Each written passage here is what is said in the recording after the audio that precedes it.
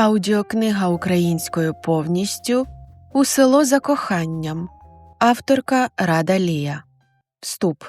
Я стою посеред опенспейсу, заповненого ошелешеними співробітниками, і голосно верещу. Кричу, ніби намагаюся виплюнути душу. Мене переповнює гнів і роздратування. Результати роботи всієї команди за місяць пішли коту під хвіст, бо замовник в черговий раз просить внести зміни. Він готовий заплатити додатково, але треба все переробити. Вже вп'яте. Цієї миті я ненавиджу свою роботу та проклинаю той день, коли погодилася на пропозицію працювати менеджером проєктів і переїхала до Києва. Викричавшись, застигаю, бо лиш зараз усвідомлюю, що на мене перелякано дивляться кілька десятків пар очей, в тому числі моя директорка. Враз накриває усвідомлення, що скоріше за все мене тепер звільнять. І, як не дивно, замість переляку відчуваю полегшення. Повільно підходжу до вікна, дивлюся вниз, де місцевий прибиральник незворушно мете вулицю.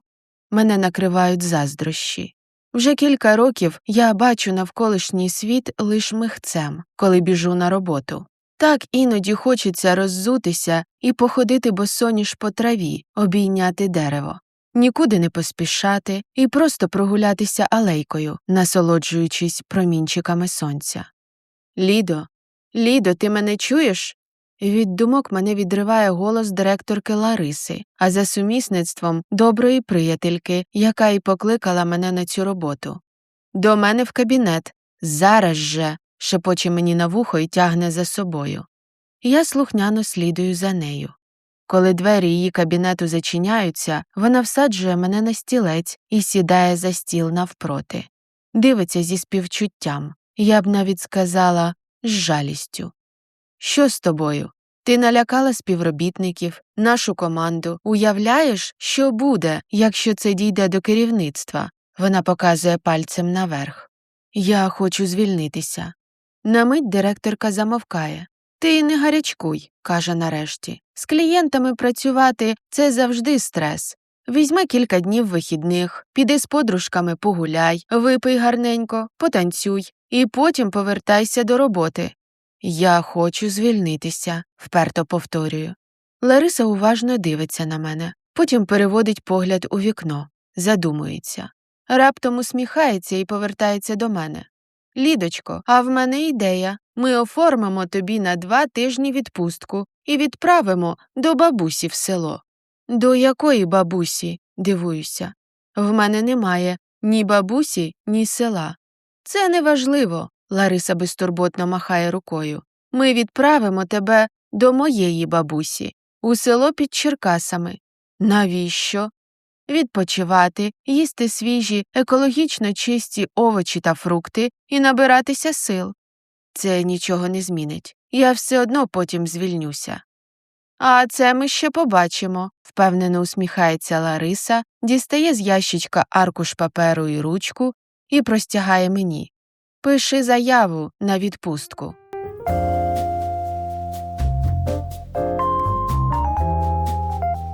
Повна аудіокнига українською на каналі Аудіокниги українською повністю романи Рада Лія. Розділ 1. Після 5 годин їзди ми нарешті повільно проїжджаємо запиленими вулицями села Лісовичі. Я соваюся на сидінні, намагаючись простягнути свої занімілі кінцівки, і розглядаю у вікно зелені двори зі старими будинками, різнокольорні паркани, дерев'яні лавочки. Все це нагадує дитинство, коли батьки відвозили мене до бабусі з дідусем на літні канікули. Згадуються подружки, з якими я босоніж бігала по траві, ліс, річка, шовковиця, на якій могла сидіти годинами, а потім кілька днів ходила з чорними пальцями й губами. Водночас відчуваю внутрішній супротив. Я стільки років пробивала собі дорогу в столицю не для того, щоб врешті-решт опинитися в селі. «Максиме, розвертай авто», – кажу водієві. «Поїхали назад, до Києва». Він не реагує, навіть не зменшує швидкість. Лариса Петрівна наказала доставити вас до баби Ганни. Я передумала. Розвертайся. Ні. Від обурення навіть не знаходжу, що сказати. Нарешті ми зупиняємося біля двору, який знаходиться в самому кінці вулиці. Далі йде поле, а за ним ліс. Асфальту немає, лише вибита ямами дорога, на яку я несміливо ступаю. Дерев'яний паркан похилився від часу. За ним видно двір, вкритий зеленою травою, і цегляний акуратний будинок, який потопає у густо посаджених навколо нього кущах троянд. Назустріч нам виходить старенька бабуся, усміхнена, зморщена, неначе підсушена сливка, маленька на зріст. Вона поправляє великі округлі окуляри і відразу підходить до мене. Починає обіймати та цілувати в обидві щоки по черзі. «Ларисочка казала, що ти будеш», – каже, дивлячись знизу вгору, «що ти сюди у відпустку приїдеш». Я киваю і думаю, що у відпустку нормальні люди їздять за кордон, а не до чужої бабці у село. От і молодець, у нас тут все своє, все свіже. Може, вагу набереш, а то одні кістки та шкіра. Бабуся спритно хапає двома пальцями мене за руку і щипає. «Ой, та що ви робите?» «Нічого, нічого», – каже, не помічаючи мого обурення. «Відгодуємо». Сумнівна перспектива. Я, мабуть, не зможу залишитися. Повертаюся до Максима, але він вже сидить в авто, махає мені на прощання рукою і їде. На дорозі залишається лише моя жовта валіза з речами. «То що, зістаєшся?» Бабуся знову поправляє окуляри і проводжає поглядом машину, яка вже майже зникла в кінці вулиці. Потім дивиться на мене з усмішкою. «Твій чоловік, здається, тебе тут покинув. Виходить, що залишаюся, і він мені не чоловік. Ну і чудово», – бабуся потирає долоні. «Тоді хапай свою валізу і пішли обідати. І, до речі, я баба Ганна. Ліда, приємно познайомитися», – бурмочу собі під ніс. Ми проходимо повз будинок, біля якого я з полегшенням залишаю свою важкезну валізу. Сама не розумію, навіщо взяла стільки речей. Знала ж, що не на курорт їду і навряд чи мінятиму тут наряди. За будинком знаходиться ще одна невеличка дерев'яна будівля. Бабуся заводить мене всередину. «Це літня кухня», – каже з посмішкою. «Тут прохолодніше влітку і ближче до городу, садок поруч. Тобі подобається?» Я невпевнено киваю. З одного боку, мені до душі незвична тиша і спокій. Природа, про яку я так останнім часом мріяла, чисте повітря, від якого після Києва паморочиться в голові, і аромат троянд. З іншого, те, що відбулося в офісі, не більше, ніж просто зрив через утому.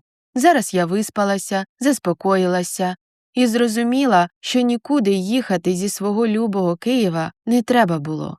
Як і залишати на 2 тижні роботу. Там же конкуренція шалена. Серце охоплює паніка. Що я наробила? Всі запам'ятають ту мою істерику і при нагоді використають це проти мене. Поки всі ці думки тісняться в моїй голові, баба Ганна вже наливає молоко з глечика у чашку і простягає мені. «Пий, городська дитина, і заспокойся. Тепле коров'яче молоко добре для нервової системи, а то в тебе аж око сіпатися почало», – вона хитає головою. Я підозріливо дивлюся на молоко, але п'ю, щоб не образити бабусю. Воно розливається теплою субстанцією мені у роті.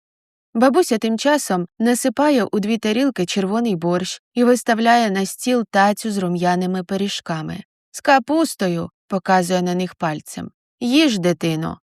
Після 5 годин в дорозі відчуваю сильний голод. Наминаю борщ, відкушую пиріжок. Здається, ніколи в житті нічого кращого не їла. Оговтуюся, коли доїдаю вже 3-й чи 4-й. Бабуся задоволено спостерігає за мною і тихенько підсміюється. Сьорбає свій борщ. «Ну от», – каже, підморгуючи, «за 2 тижні такою пампушечкою будеш, що всі дівчата в місті тобі заздритимуть. Кров з молоком». Від її слів шматок ледь не застрягає мені в горлі. До всіх негараздів лише зайвої ваги не вистачає. Відкладаю недоїдений пиріжок назад у тацю. Я наїлася, дякую. А чай, бабуся сплескує у долоні. Без чаю не можна.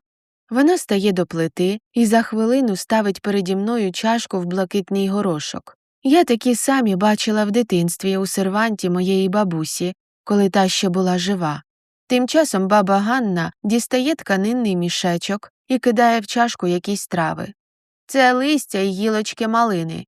Такий чай ще мій батько робив, а до нього його батько. Вона заливає все це кип'ятком, і кухнею розносяться тонкі пахощі. Я нахиляюся ближче і глибоко вдихаю. Занурююся у дитячі спогади. «Пий, дитино, пий!» – баба Ганна усміхається. «Не поспішай. Це тобі не місто. Тут є й час для життя». Її слова викликають у мене усмішку. Як я мріяла про час для життя. Як багато думала про це, спостерігаючи з вікна офісу за людьми, які просто прогулюються Києвом. Потихеньку сьорбаю чай. Відчуваю, що моє тіло розслабляється, очі починають закриватися. «Ходімо в хату, дитино», – каже бабуся теплим голосом і встає з-за столу. Веде мене до будинку. Я підхоплюю валізу, яку залишила біля ганку, поспішаю за нею. У веранді царює напівтемрява, від якої ще більше хочеться спати. Ми проходимо коридором до великого приміщення з пічкою. «О, там буде твоя спальня», – бабуся вказує на засклені двері у кінці кімнати. «Іди, дитино, відпочинь». Я заходжу у маленьку кімнату, вікна якої виходять у двір. Швидко дістаю нічну сорочку з валізи, перевдягаюся і пірнаю у ліжко, а за мить засинаю. Коли прокидаюся, в кімнаті ще темно. Лише місяць освітлює її холодним білим сяйвом. Кілька секунд лежу, не ворушачись. Відчуття, немов мене хтось розбудив. На душі тривожно. Раптом тишу розрізає стукіт у вікно і тихий шепіт. «Ганно, Ганно, відчини».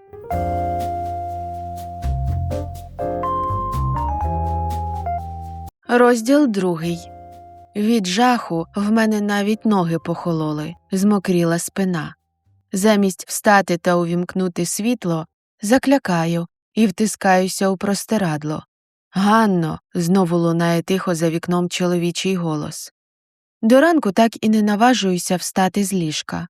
Лише коли до кімнати стали просочуватися перші промені сонця, насмілююся підійнятися і підійти до вікна. На щастя, у дворі нікого немає. Лягаю назад у ліжко і ще якийсь час лежу та дивлюся на стелю. Мабуть, то все мені наснилося або привиділося. Стрес на роботі все-таки дався в знаки. Потім встаю, перевдягаюся і виходжу на двір. На якийсь час забуваю про нічного відвідувача. Перше, що вражає, це ранкова свіжість. Роса виблискує на соковитій зеленій траві. Присідаю і до однієї з крапельок торкаюся пальцем. Пташки співають у садку. Пробую вдихнути повітря своїми задубілими, забитими міською пилюкою легенями. І коли мені нарешті це вдається, відчуваю, ніби я та сама перша людина, яку Бог зліпив з глини і вдихнув в неї життя. Прокинулася. Баба Ганна махає мені біля літньої кухні. «Іди умиватися, та будемо снідати». Підходжу ближче. До дерева прибитий маленький умивальник. Баба Ганна стоїть поруч з рушником. Несміливо натискаю на клапан. З отвору біжить вода, якою обдаю обличчя. Вона така крижана, що від несподіванки починаю ротом хапати повітря. «Нічого», – сміється бабуся і подає мені рушник. «Гарніша і здоровіша будеш». «Куди вже гарніша?» – саркастично шепочу про себе. Витираю обличчя, і ми заходимо до будиночка. Посеред столу стоїть миска з пухкими варениками. «З сиром», – каже бабуся. Поруч блюдечко зі сметаною. Шлунок стискається від радощів. Останнім часом було так багато роботи, що і снідала не завжди. Обідала і вечеряла зазвичай бутербродом за комп'ютером, виконуючи завдання по роботі. І коли ви тільки встигли? Життя в селі починається рано. Бабуся заливає окропом гілочки малини у 2 чашки, і сідає навпроти. Хтось встає о 5, деякі навіть о 4. Я відразу хапаю вареник і майже повністю запихаю його до рота. Чоловіків тут немає, керівництва також, то чого соромитися? До речі, перестаю жувати, бо раптом згадую свою нічну пригоду. А тут у вас привиди не водяться? Бабуся здивовано підіймає брови і збирається щось сказати, як до нас долинають кроки у дворі. Потім голос, який гукає: «Ганно, Ганно, ти вдома?» За хвилину перед нами з'являється жінка років 50, заплакана і в чорній хустці. Її очі почервонілі, обличчя опухле. Вона зупиняє погляд на мені. «Це до мене онука в гості приїхала», – відповідає на її німе питання бабуся і підморгує мені. «Ніно, що сталося?» «Бункерний вночі помер», – відповідає та й починає плакати. «Що, справді?» – тихо питаю у бабусі і потираю руки. «То у селі буде свято?» Вона спочатку пирхає і ледь стримується, щоб не засміятися, потім вмить серйозніше. «Бункерний – це наш сусід, який дуже на того самого схожий. Давно чолов'яга хворів, і от врешті Бог забрав його. Марія боїться, що він по неї прийде», – каже Ніна і втирає сльозу. «Вони розлучилися років 10 тому, і Бункерний ображався на неї дуже», – пояснює бабуся. «От тепер жінка і переживає, що чоловік після смерті мститиметься». Я згадую нічного гостя, і мені стає моторошно. Шкірою пробігають мурахи. Дивлюся на неї уважно. «А у вас з Бункерним нічого не було?» «Та борони Боже», – бабуся хапається за серце, а Ніна заходиться сміхом. «Було», – відповідає замість бабусі. «Він до Ганни кілька років тут в чоловіки набивався. Ми всім селом спостерігали». «Ай же ж язиката ти!» – баба Ганна удає, що гнівається, і б'є рушником по столу. «Дивись, бо хтось колись вирве тобі того язика, щоб менше балакала». Ніна не лякається і продовжує сміятися. «Я вночі чула, як хтось стукав у вікно і звав Ганну», – кажу тихо. Ніна охкає.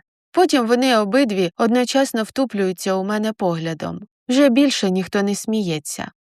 «Але ж це дурниці, правда?» – дивлюся на них з надією. «Я в таке взагалі-то не вірю, наснилося просто. Як то кажуть, дурне спиться і дурне сниться». «Ну, не знаю», – врешті зітхає Ніна. «Он минулого року Колобок, це наш ветеринар, від сердечного нападу помер. То через місяць знайшли вчителя фізкультури, втопленого у колодці, який до дружини Колобка ходив». «Ану, цить», – баба Ганна шипить на Ніну. «Залякаєш мені дитину». Ніна замовкає, але кидає на мене багатозначущі погляди, ніби натякаючи на щось. «Ну, я вже піду». Жінка встає з-за столу. Її очі знову наповнюються сльозами. Вона притуляє хустинку до щоки. «Ну треба ж, як шкода. Який хороший чоловік був, хоч і схожий, на того самого. І отак раз і немає. А ви приходьте на похорон. Провести треба людину по-людськи». Вона йде. Я дивлюся на миску з варениками, та їсти вже не хочеться. «Піду прогуляюся. Тут у вас лісок бачила біля поля». Встаю з-за столу, бабуся не заперечує. Виходжу за ворота. Від легенького вітерця шелестить листя на яблуні. Мені раптом захотілося доторкнутися до неї. Тож я підходжу ближче і обіймаю дерево. Кілька секунд так стою. Потім озираюся. Добре, що ніхто не бачив, бо вже сказали б, що я втратила залишки здорового глузду. Сама над собою сміюся, але від тих обіймів мені стає легко і радісно на душі, ніби дерево забрало всі мої турботи. Прямую вздовж поля з пшеницею. Сонечко над головою починає припікати. Мрійливо дивлюся на чисте блакитне небо. Пам'ятаю, як у дитинстві ми з подружками ходили в садок, розстеляли там покривало і годинами лежали на траві та дивилися у небо. Вигадували всілякі історії, мріяли, ким станемо, коли виростемо. Я хотіла бути акторкою. Марійка мріяла поїхати до великого міста та вийти заміж. І от тепер я менеджер проєктів. Те, чим я так пишалася раніше, зараз здається чимось штучним, несправжнім. Обходжу поле, дивлюся на екран телефону. Друга дня. Непомітно для себе я вже кілька годин так гуляю. Підіймаю його вгору, хочу зателефонувати Ларисі і вмовити завершити моє заслання. Проте мережі немає. Знімаю босоніжки, торкаюся голими ступнями землі. Роблю крок і стаю на невеличку ділянку з травою. Відчуваю приємну прохолоду. Попереду починається ліс, тож я знову взуваюся. Щоб не заблукати, вирішую не відходити від стежки. З'являється відчуття зачарованого лісу.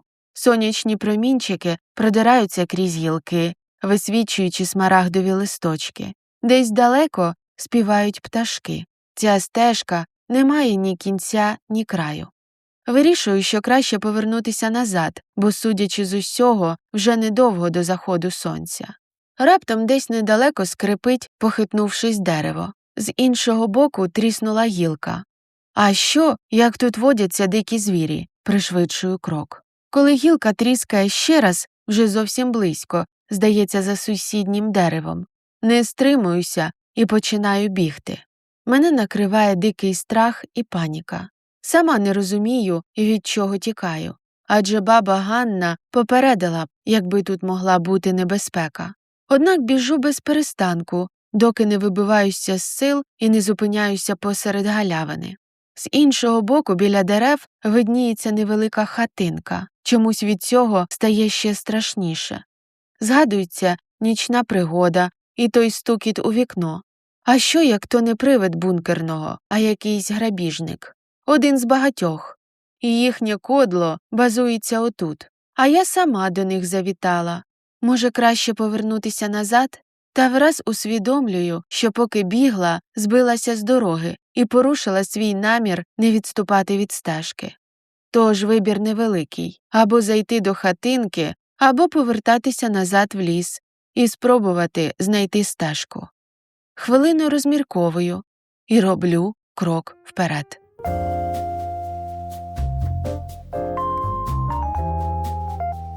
Аудіокниги українською про кохання на каналі Аудіокниги українською книги Рада Лія. Розділ 3. Здалеку хатина здається старою і нагадує казку про відьму, яка живе у лісі. Та коли підходжу ближче, то відразу розумію, що переді мною сучасний дерев'яний будинок. Такі рекламують останнім часом у соцмережах з пропозицією зібрати за кілька місяців і встановити у будь-якому місці. «Тут хтось є?» – стукаю у двері. Мені трохи страшно. Ніби просто модульний будинок. Але навіщо комусь встановлювати його посеред лісу у хащах, якомога далі від людського ока? Мені ніхто не відкриває. Вочевидь, власників немає. Збираюся йти і ненароком спираюся на двері. Вони зі скрипом відчиняються, ніби запрошуючи всередину. Кілька секунд нерішуче стою на порозі, озираюся на галявину. На вулиці вже темніє. Залишитися самій вночі у лісі страшно. Зайти в незнайомий будинок – також. Нарешті наважуюся. Всередині напівтемрява. Знаходжу вимикач на стіні і натискаю. Кімната освітлюється кількома лампами на стелі. Дерев'яні стіни, місце для одягу, столик з якимись паперами. Обережно проходжу на кухню. Сідаю на стілець біля столу і думаю, що робити далі. Раптом грюкають вхідні двері.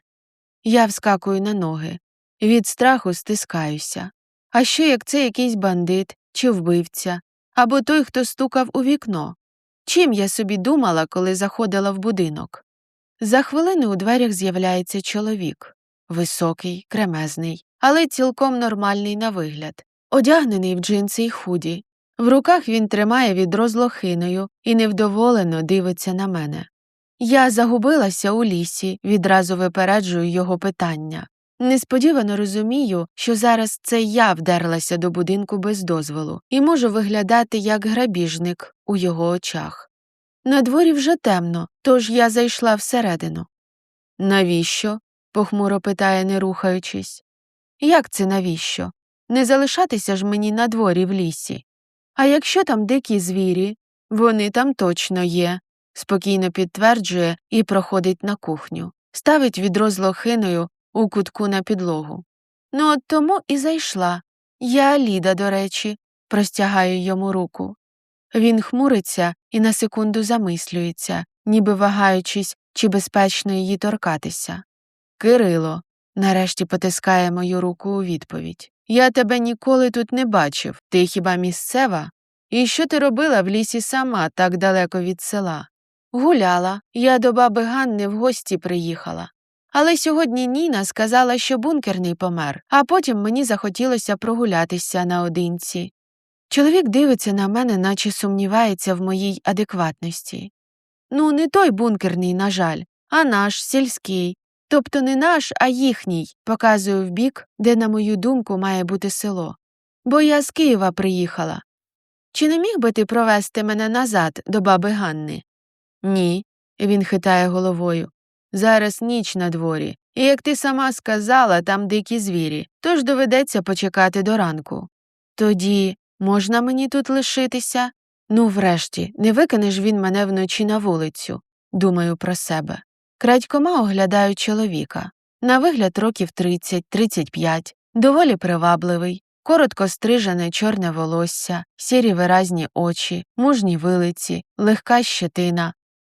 Чоловік так довго вагається, неначе і справді хоче відмовити мені. Вочевидь, людяність в ньому все ж перемагає, і він коротко киває. Тут 2 кімнати, ту, що дальня, можеш зайняти. Кирило помічає, що я очей не звожу з лохини, дістає з шафи миску і насипає мені з гіркою. Дякую. А чому ти вибрав жити сам у лісі? Питаю, коли він простягає миску мені. Щоб було менше відвідувачів, і ніхто не заходив до будинку без дозволу. Знічуюся. Йому явно не подобається моя присутність. Встаю, щоб помити під краном лохину. Кирило тим часом ставить сковороду на плиту. Вечеряти будеш? Згадую, що сьогодні лише снідала, та й то через Ніну з її новиною не доїла. Киваю. Він смажить яєшню, дістає з холодильника огірки і помідори, простягає мені, щоб я помила. Наступні 20 хвилин, поки готуємо, мовчимо. Це трохи напружує. Відчуваю себе небажаною гостею, але і піти не можу. Накриваємо на стіл. Я дістаю з кишені телефон і знову перевіряю мережу. Як і раніше, сигналу немає. Баба Ганна переживає, мабуть, жаліюся, коли сідаємо за стіл. Кирило кидає на мене похмурий погляд, але знову мовчить. Я беру виделкою шматочок яєшні і кладу собі до рота. Вмить забуваю про бабу Ганну. Видно, за день я находила хороший апетит, бо враження, неначе смачнішої яєшні, за все життя не куштувала. «А куди ти за продуктами ходиш?» Знову ставлю питання, на яке він скоріше за все не відповість. Тут немає курей, значить яйця з магазину, але машини я поблизу також не бачила, і до села кілька годин пішки. Те, що ти не бачила машини, не означає, що її тут немає. Кирило продовжує жувати, неначе все пояснив. Я не наважуюся більше нічого запитувати. Звертаю увагу на мозолі на внутрішній стороні його долонь. Що могло змусити чоловіка оселитися в лісі і присвятити своє життя фізичній праці?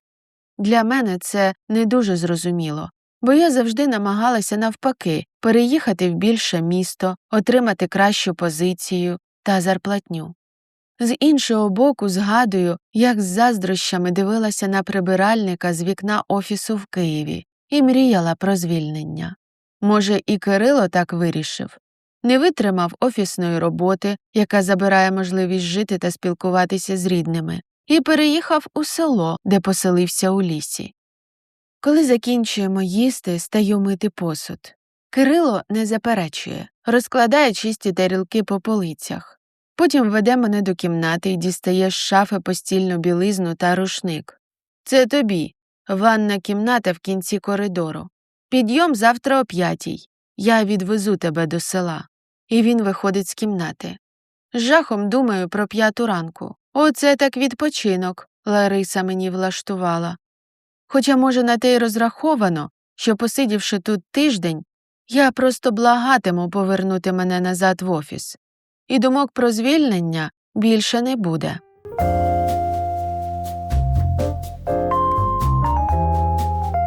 Розділ 4.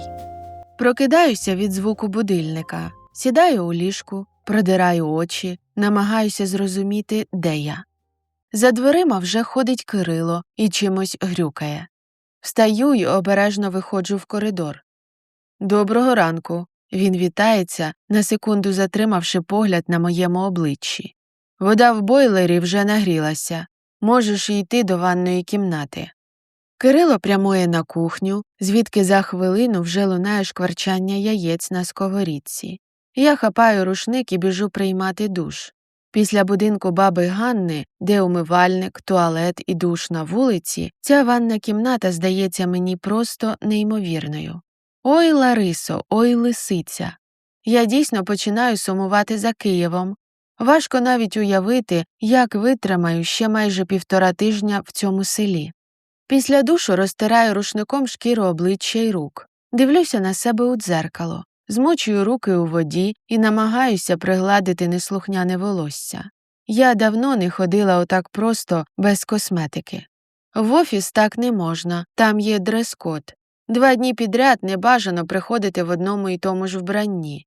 Обличчя має бути нафарбоване, хоча б легкий денний макіяж. Інакше це вважається неповагою до того місця роботи, де ти працюєш.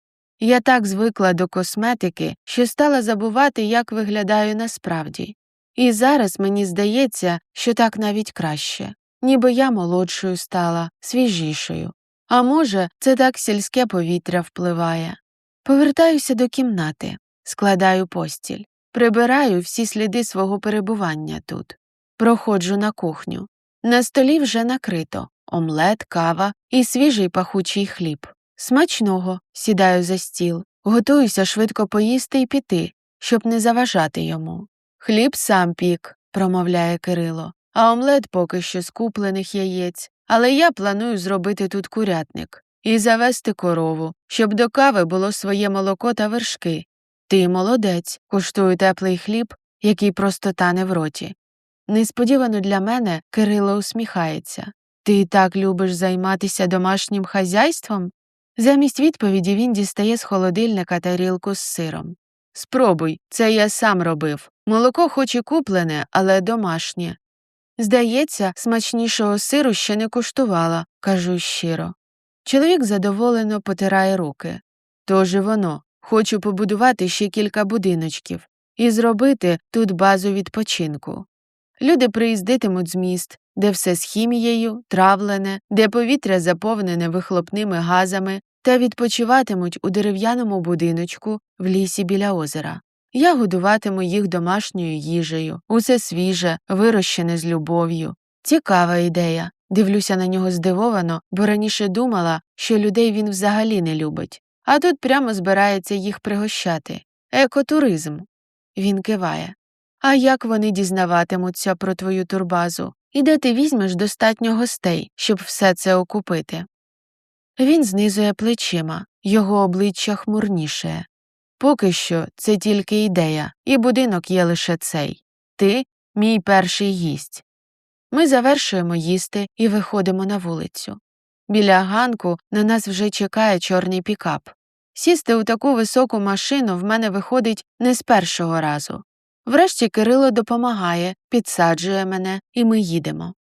З того боку є озеро. Він показує рукою за будинок, коли ми від'їжджаємо. Я планую його почистити, поставити кілька лавочок, запустити туди лебедів, щоб люди там могли сидіти і відпочивати.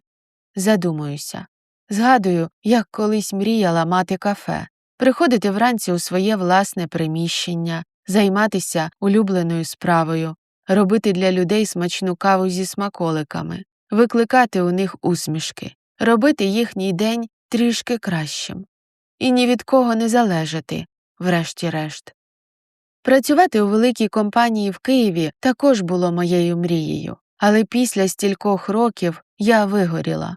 Відчуваю, що в цьому немає душі. Є посада, якою можна похизуватися, гроші, не дуже й великі, але все ж таки більші, ніж люди заробляють на звичайних позиціях. Ілюзія, що ти тепер багато значиш, уявні медалі від керівництва.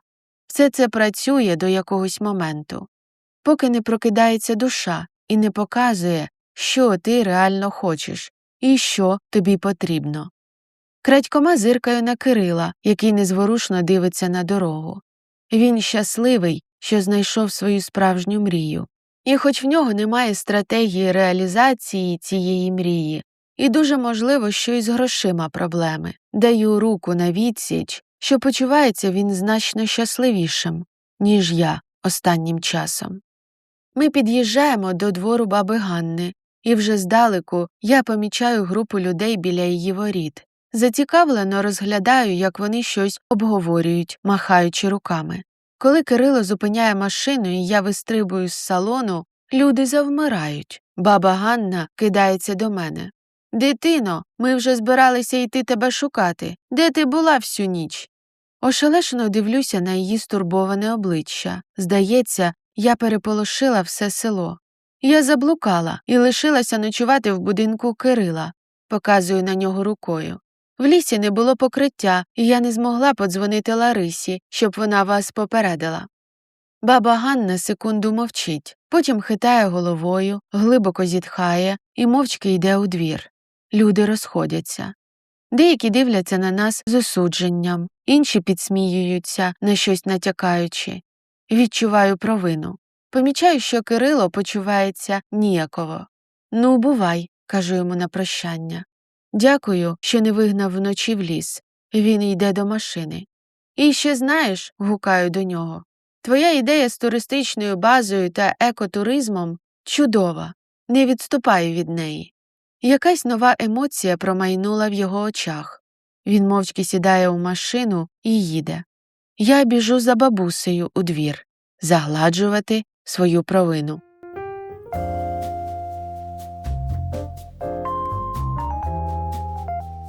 Розділ 5. «Бабусю», – доганяю її. «Бабусю Ганно, я не хотіла вас засмучувати, чесно. Я справді випадково заблукала». Вона зупиняється, дивиться на мене через окуляри. «Дитино, а якби з тобою щось сталося?» Підходжу ближче й обіймаю її. Коли відпускаю, вона вже не хмуриться. «Пішли, будеш допомагати мені пиріжки ліпити. Сьогодні бункерного хоронять». «Можна, я на похорон не піду, не люблю такого, дуже переживатиму». «Тобі немає що там робити», – погоджується баба Ганна. «Бабусю, а ви знаєте Кирила?» – питаю, коли пиріжки вже стоять в духовці, а ми сидимо за столом у літній кухні і п'ємо чай. «Вже кілька років живе сам у лісі, людей цурається», – вона хитає головою, витягує з духовки першу партію пиріжків. «Будеш?» Я погоджуюся. Беру у руки гарячий, пахучий пиріжок з золотистою скоринкою.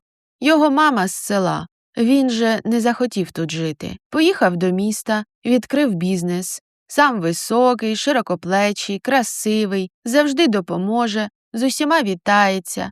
Всі дівчата в селі хотіли за нього заміж, хлопці йому заздрили.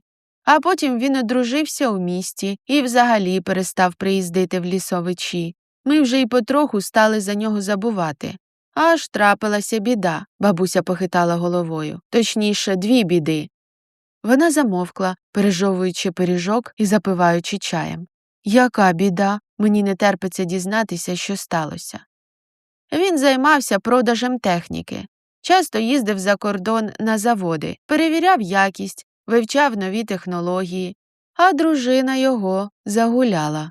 Бабуся похитала головою з осудженням. І кинула його. Він, кажуть, переживав дуже. А потім раптово і його мама від серцевого нападу померла. От тоді хлопець і зламався.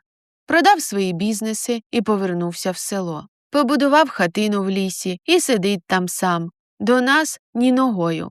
Ми спочатку ходили до нього, намагалися спілкуватися. Проте він жінок уникає, а чоловіків і взагалі прямо посилає куди подалі. Жаль хлопця. Вона дістала з духовки другу партію пиріжків, склала їх у кошик. Після цього пішла на похорон. Я ж залишилася сама у дворі. Після частування пиріжками з гарячим чаєм хочеться спати, але на вулиці літо, чудова погода, тож беру покривало і йду у садок, розстеляю його біля кущів з малиною. Робота в офісі – це завжди напруження, рахування кожної хвилини, швидкий темп. Тут у садку я просто розслабляюся і вперше за довгий час нікуди не поспішаю. Ніяких спа-процедур не треба. Лягаю на покривало, закриваю очі. Яскраве сонечко відчувається навіть через щільно заплющені повіки. Легкий вітерець обвіває шкіру. Я повільно вдихаю і видихаю. В тиші вперше помічаю, як голосно шелестить листя на деревах і трава. Я згадую офіс, і він здається мені дуже далеким. Проекти, замовники, клієнти, терміни, розробки – це все ніби з іншого життя. Ніби там, в Києві, була інша Ліда. Ліда – кар'єристка. Дисциплінована і пунктуальна жінка з великими амбіціями, добре поставленим голосом та вмінням подати себе.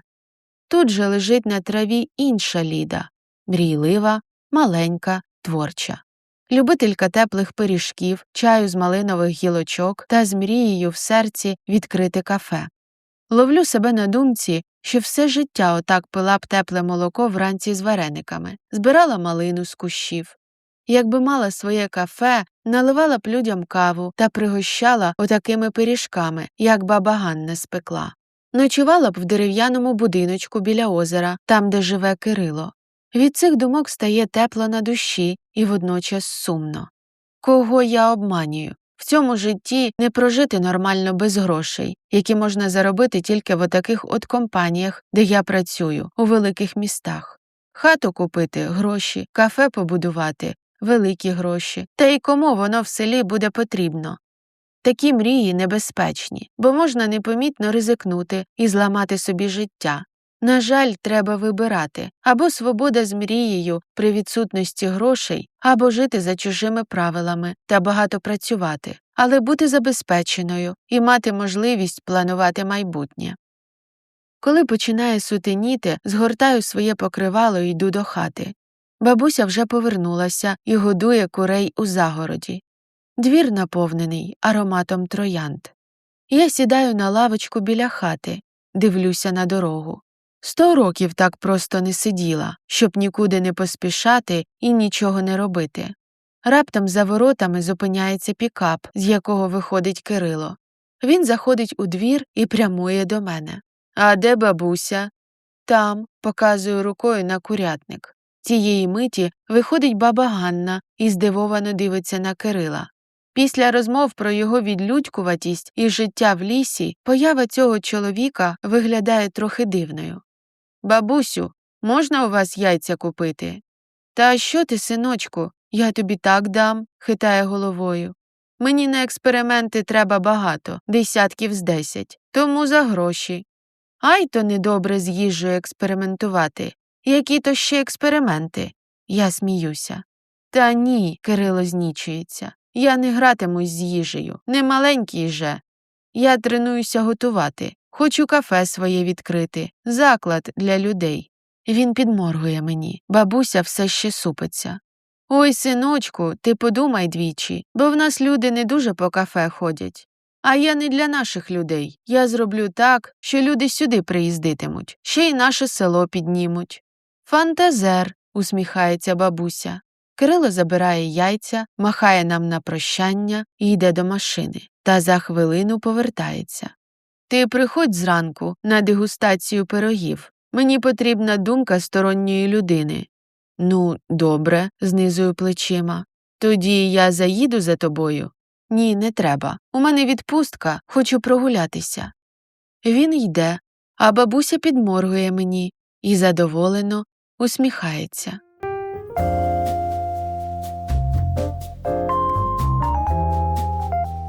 Розділ 6.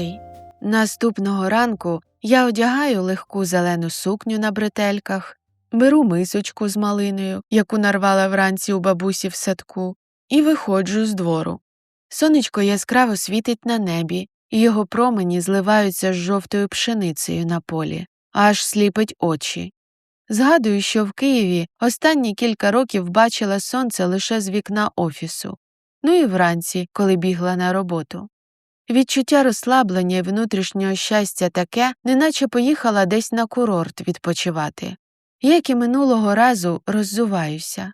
Тримаю однією рукою мисочку, іншою босоніжки. Ставлю все на землю і роблю селфі на фоні пшениці і чистого блакитного неба. Дивлюся на те, що вийшло. Я ніколи не виглядала такою гарною, як зараз. Погляд сяє, шкіра світиться, синців під очима немає. От що значить життя без стресу, свіже повітря і хороше харчування. Рушаю далі. Мою увагу привертає пікап Кирила, який їде назустріч і зупиняється біля мене. «Привіт. Вирішив все-таки тебе зустріти, щоб ти знову не заблукала», – каже, коли виходить з авто. «Не треба було, але дякую», – усміхаюся. Насправді, дуже навіть треба було, враховуючи, що на його будинок минулого разу я натрапила випадково, і не факт, що зможу знайти його вдруге. «Це тобі», – простягаю малину йому, коли сідаю в машину. «Сама вранці збирала». Він усміхається, набирає ягід в долоню, куштує. «Дуже солодка. Треба і мені таку посадити біля будинку». Якийсь час ми їдемо мовчки. «То ти вирішив пекти пироги?» «Думаю, біля будиночків зробити кафе, де пригощатиму смачною домашньою їжею, а також кавою з пирогами». Ми під'їжджаємо до будинку.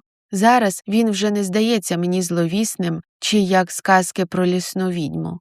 Тепер навпаки, від нього віє спокоєм і тишею. Коли заходимо всередину, відразу відчуваю запах випічки. «Проходь сюди», – він веде мене на кухню. Я сідаю за стіл. Кирило виставляє переді мною 4 тарілки зі шматками пирогів. Це з яблуками, вишнями, лохиною і червоною смородиною, показує пальцем.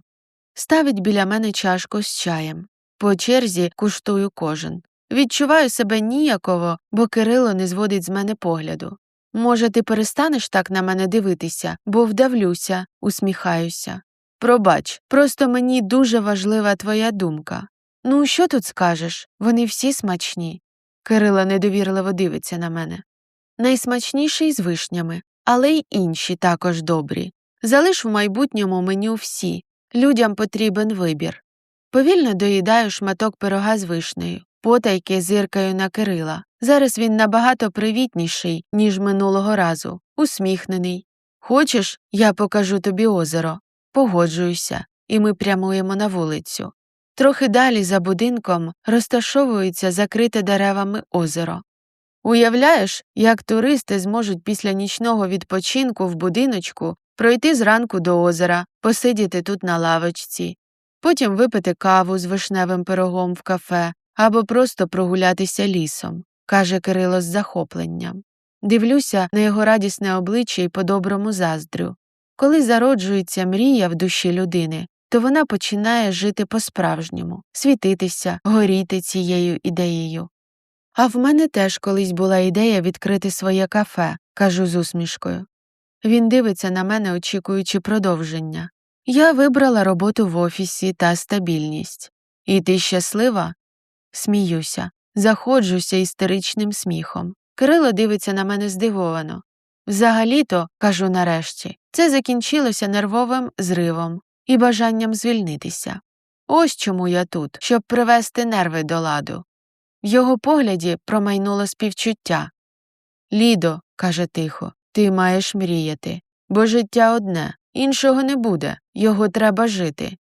«Це ти мені говориш?» – починаю злитися. Мені не подобається, коли мене жаліють. Чоловік, який після розлучення перестав спілкуватися з жінками і сховався далеко у лісі від людей, я можу повернути тобі твою пораду. Життя одне, і поки ти ховаєшся, воно проходить повз тебе.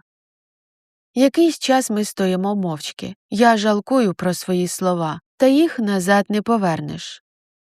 Мабуть, вже час повертатися до баби Ганни. «Я тебе відвезу», – пропонує у відповідь ввічливо. Всю дорогу він мовчить. Я також не знаю, що сказати. Нарешті зупиняється біля двору. «Ну, бувай», – кажу на прощання. «Так, бувай», – відповідає сухо і відводить погляд вбік. Я виходжу з машини, а він відразу їде. Розгублено стою біля паркану. Врешті заходжу всередину.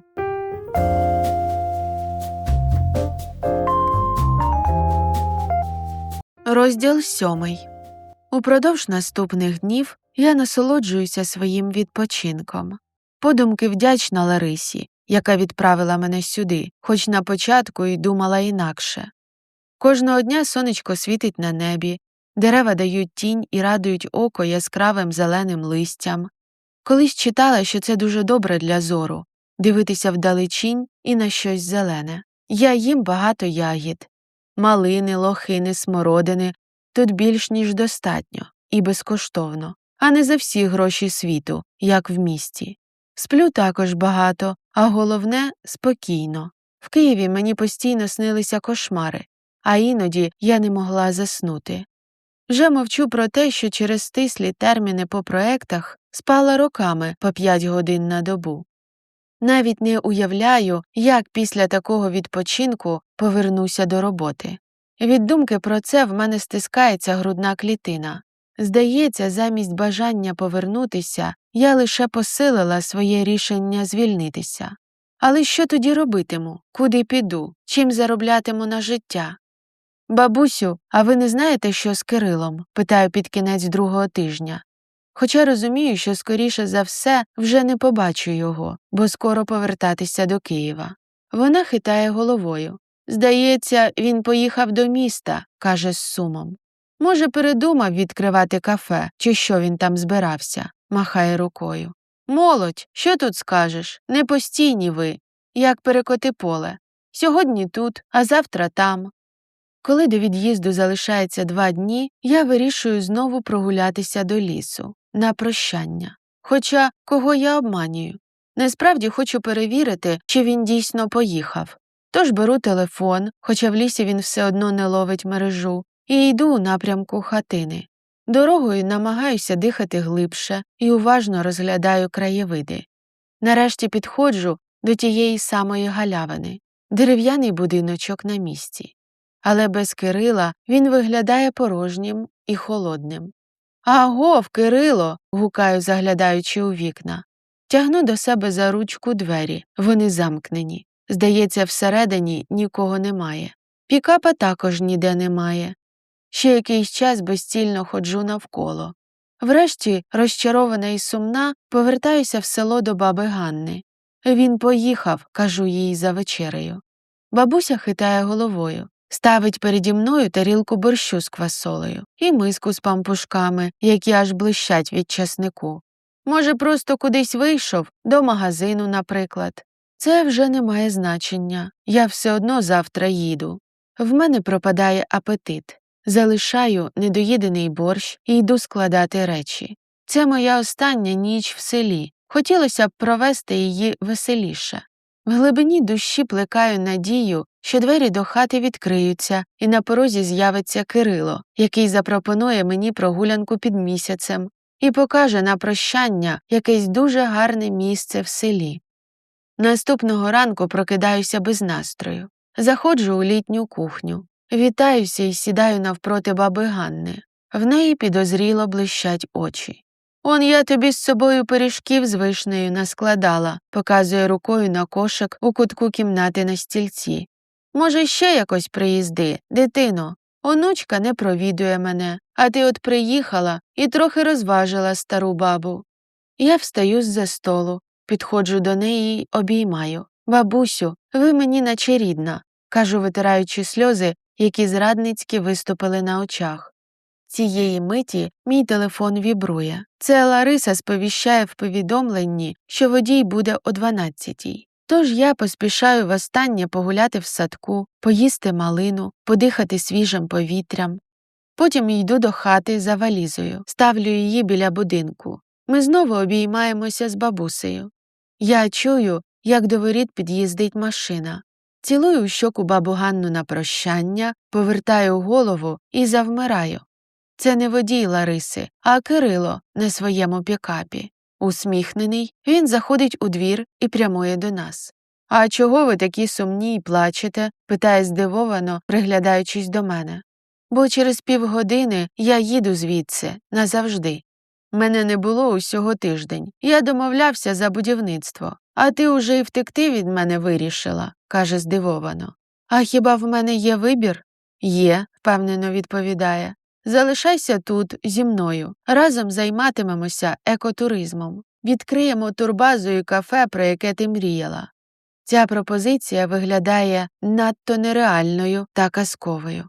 І поки я думаю, до воріт під'їжджає ще одне авто, з якого виходить Максим. Вітається. «Ну що, їдемо?» – водій усміхається. Я замислено дивлюся на нього. «Залишайся», – каже Кирило. «Життя одне. Треба його жити і втілювати свої мрії у реальність». «Залишайся», – шепоче баба Ганна з іншого боку. «Передай Ларисі, – кажу врешті, – що я звільняюся і на роботу не повернуся. Заяву на звільнення пришлю електронною поштою». Максим ошелешено дивиться на мене. Тим часом Кирило цілує, хапає мою валізу і несе назад до будинку. «Треба відсвяткувати це діло», – радісно щебече баба Ганна. «В мене є добра домашня наливка». Востаннє озираюся на авто, яке могло повернути мене до Києва, але я вибрала іншу дорогу. Побачимо, куди заведе мене життя, та я даю собі шанс спробувати його змінити.